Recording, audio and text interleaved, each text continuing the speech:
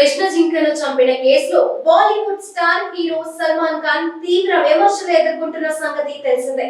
భీష్మాయ్ తెగ కృష్ణ జింకను దేవతగా పూజిస్తారు.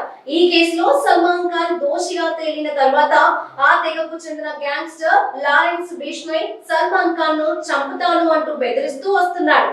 ప్రస్తుతం సిద్ధూ మూసేవాలా హత్య కేసులో జైలు శిక్షను అనుభవిస్తున్న భీష్మాయ్ తన అనుచరుల ద్వారా సల్మాన్ ఖాన్ ను చంపేందుకు ప్రణాళికను సిద్ధం చేస్తున్నాడని పోలీసులు భావిస్తున్నారు.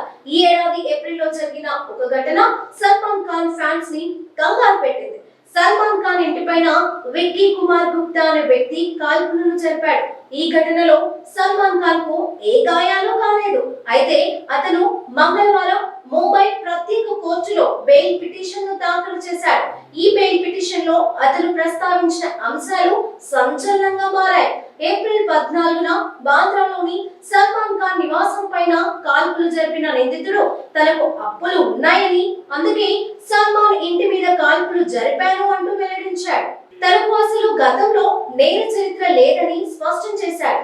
జైలు శిక్ష అనుభవిస్తున్న గ్యాంగ్స్టర్ లారెన్స్ భీష్మాయ్ ని చూసి తాను ప్రభావితం అయ్యానని, కానీ ఈ కేసులో అసలు లారెన్స్ భీష్మాయ్ ప్రమేయం లేదని పేర్కొన్నాడు. లారెన్స్ భీష్మాయ్ నుండి గుప్తాకు ఎటువంటి కాల్ రాలేదని, లేదా భీష్మాయ్ తో మాట్లాడమని ఎవరు చెప్పలేదని గుప్తా తరఫు లాయర్ కోర్టుకి వివరించాడు. సల్మాన్ ను చంపే ఉద్దేశం తనకు లేదని అన్నాడు. అందుకే ఈ దాడిలో ఎటువంటి అధునాతన ఆయుధాన్ని ఉపయోగించలేదు అని, నాటు తుపాకీ వాడినట్టుగా పేర్కొన్నాడు. సల్మాన్ ఖాన్ ను భయపెట్టడమే తన లక్ష్యమని చెప్పుకొచ్చాడు.